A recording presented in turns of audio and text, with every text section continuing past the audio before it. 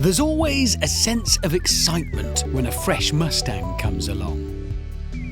Because, like the Mini or the E-Type Jag, it's one of those Hall of Fame cars. So here we are with the new one. The question is where to drive it. Kind of lends itself to a bit of a road movie, really. Yes, we need our own Nevada highway, our own Route 66. And here it is, the A15.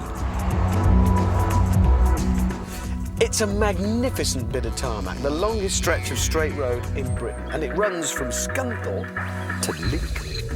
I am a bit worried about this bit, though. But with being in an American car and everything, it's a corner.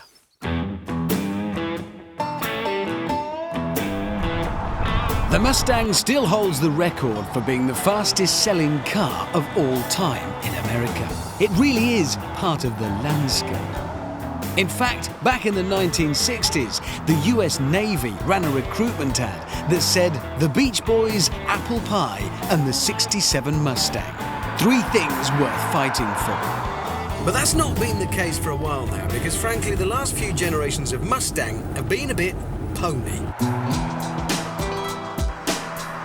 The problem is, whereas other muscle cars like the Charger had the good grace to die young, the Mustang has lived on.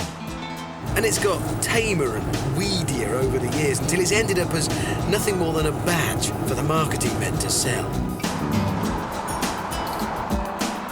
This one, Ford reckon, will turn the pony back into a stallion once again. But on first impressions, you won't be bowled over, particularly if you're used to European cars. Take the engine, for example. It's a 4.6-litre V8. That sounds like a lot, but it's not German. You get just 300 brake horsepower. That's hardly pushing the boundaries of what's possible. On paper, the figures look good. 0 to 60 in just under 6 seconds. But it just doesn't feel rapid.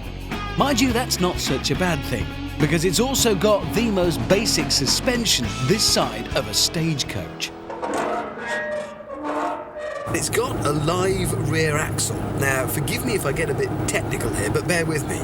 What it means is that the back wheels are connected basically by a girder.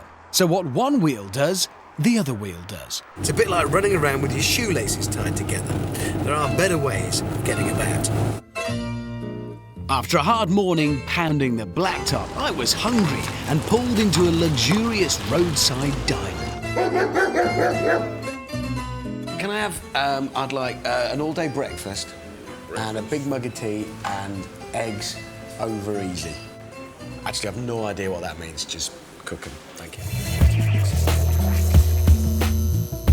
And then it was here, in the car park of Sales Rep Saloon, that the Mustang started to make sense. I mean, parked up next to your average Euro box, it looks magnificent.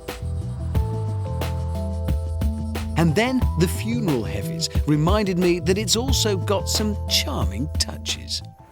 Now, there is a tradition in road movies that at some point the baddie in the muscle car locks another bloke in the boot. Well, they've thought of that, because look at this. This handle. Pull that and the boot opens from the inside, and look, that man is clearly running away. Eh? That's not how it would have happened in the old days. In the old days, you stayed locked in the boot with the spade until you got to the woods. But if your murder victim has run away, here's a little detail to cheer you up. Okay, with these controls, I can change the colour of the lights on the instrument binnacle. 125 colours to choose from. I didn't even know there were that many. I was really warming to this car, and as the miles rolled by, its muscle car charm seduced me even more. It might be a bit of a simpleton, but it feels like it's regained some of that spirit of the old Mustang.